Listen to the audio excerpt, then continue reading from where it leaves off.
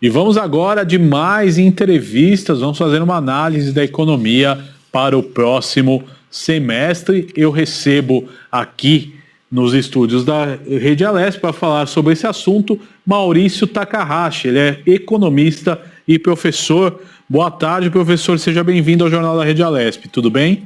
Boa tarde, Guga, tudo bem? Eu vi bem? Tudo jóia, agradeço a sua participação. Falando um pouquinho aí do cenário econômico, né?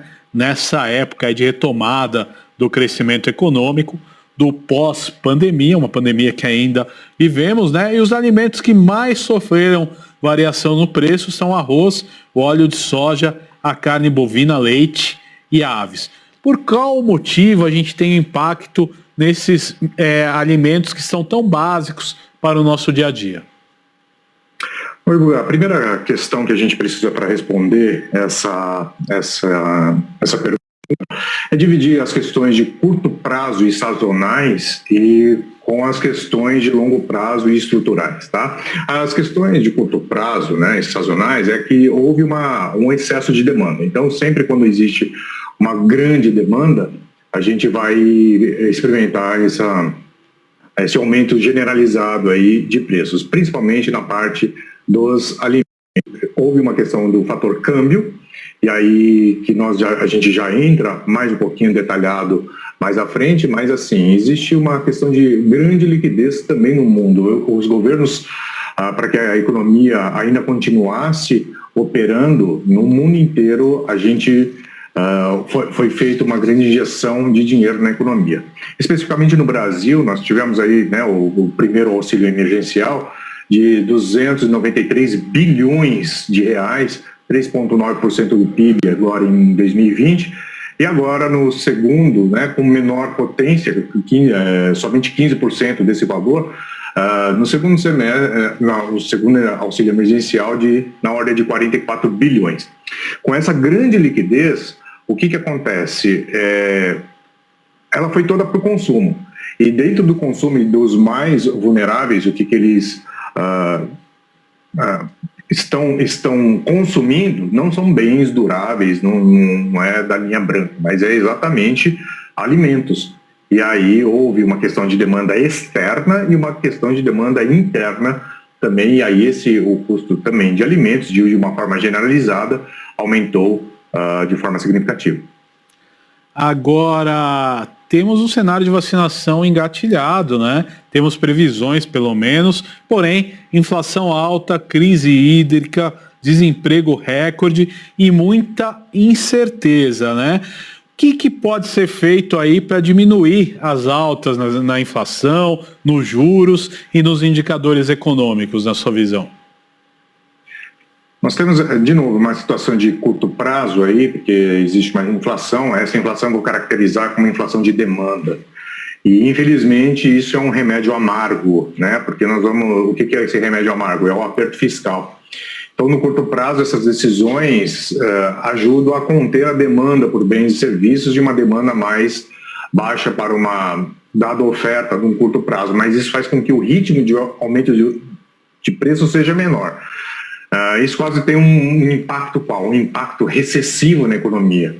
Então, o crescimento mais baixo e desemprego mais alto. Então, essa é a nossa situação. O aumento da taxa de juros agora com a autonomia do Banco Central, né, o Roberto Campos Neto, presidente do Banco Central, já também, né, e o mercado já sinaliza uma reunião do Copom agora no dia 3 e 4, terça e quarta-feira que vem, 3 e 4 de agosto, né, um aumento de 75 pontos base, né? Então, a gente hoje está em 4,25% ao ano, e para o final do ano, então, de 2021, o mercado já está trabalhando com uma taxa de 6,5% ao ano. Então, existe uma questão de aperto fiscal, aumento de taxa de juros de curto prazo, e isso faz com que realmente haja um enxugamento dessa liquidez. Um remédio amargo, não há almoço grátis. Exatamente. Agora, outro fator, né, o Brasil, com essa crise, muitos investimentos internacionais, porque a crise é mundial, né, deixaram de vir ao país, empresas multinacionais cada dia deixando o país, impactando no desemprego. O que pode ser feito para se voltar a ter aí investimentos internacionais de novo no Brasil, que ajuda aí principalmente na questão do desemprego? Sim, excelente pergunta. A gente tem na questão, né, do curto prazo, reflexo da pandemia. No longo prazo, existe uma questão das marcas se reposicionando conforme as suas necessidades, né? O problema está na relação entre as saídas e entradas aí, que acaba que ninguém querendo ficar no Brasil porque ele tá ele tem de uma forma estrutural muitas incertezas. E isso é uma questão histórica, não é uma questão de governo, mas é uma questão de Estado, né? Então, é uma necessidade de mudança estrutural, né? O ambiente de negócios nosso precisa ter uma situação de incerteza. Eu acho que é importante destacar que essas reformas estruturais, elas precisam de reformas constitucionais. Então, elas dependem aí da votação e do progresso das reformas, tanto tributária quanto administrativa, né? Quando a gente está falando da arrecadação e dos gastos. Um parênteses que eu acho que é importante fazer, né, sobre as empresas que saíram por mudança de estrutura e de modelo de negócio, por exemplo, a FINAC, a Nikon, uma questão de centralização de produção, a indústria de eletroeletrônico, a Sony, né, que é a centralização dos eletroeletrônicos, aí as automobilísticas que sempre nos chamam bastante atenção, né, a Ford, a Audi, a Mercedes, saindo por uma questão realmente de retração do mercado. A Roche já tem uma situação de global, e aí a Nike é uma questão de custos. Então, essas empresas que estão saindo realmente não somente um movimento brasileiro, mas é um movimento muito maior do que o nosso. A gente precisa, então, portanto, de forma bastante objetiva, aí, o ambiente de negócio do Brasil precisa estar mais apto para que a gente possa ter um melhor investimento, principalmente a diminuição de incerteza. Agora, Maurício, como é que você está analisando a retomada do setor de comércio, do setor de serviços, que ainda, de certo modo, é feita de forma gradativa, não é como era antes da pandemia, né? E o impacto dessa retomada junto com o aumento aí das vendas, né, pela internet, que a gente sente isso desde o começo da pandemia, porque houve uma readequação nos costumes, né, do brasileiro. Como é que você vê a junção desses três fatores, da volta, né, do comércio e das atividades de serviço, com a união com as compras online e todas as facilidades que a gente descobriu com a pandemia? É uma ótima pergunta, né? Uma pergunta para fazer uma pergunta longa, uma resposta longa, bastante curta. Nós temos uma situação de realmente mudança de hábito de consumo. Os negócios vão precisar já estão se reinventando. Nós vivemos aí em 1 ano e meio, acho que nós vivemos uma década, né? Então, em termos de aceleração e de transformação.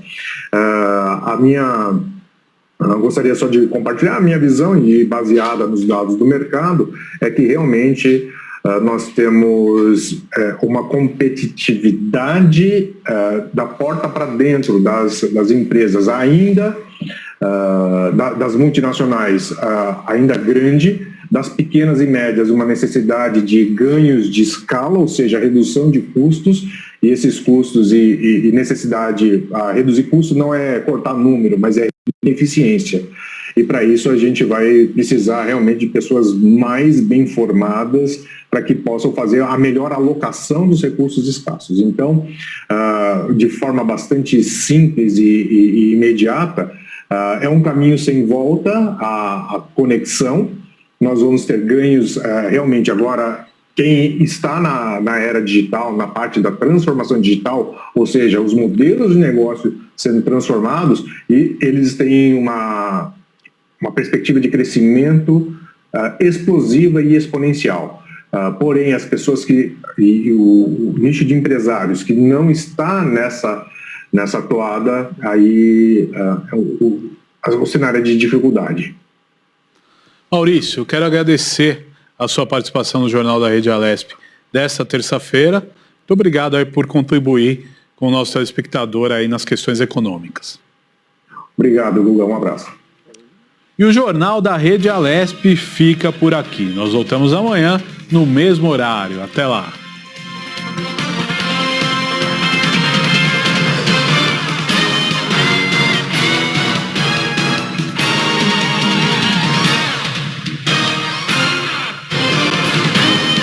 Você acompanhou o Jornal da Rede Alesp. Tudo sobre o Legislativo do Estado de São Paulo.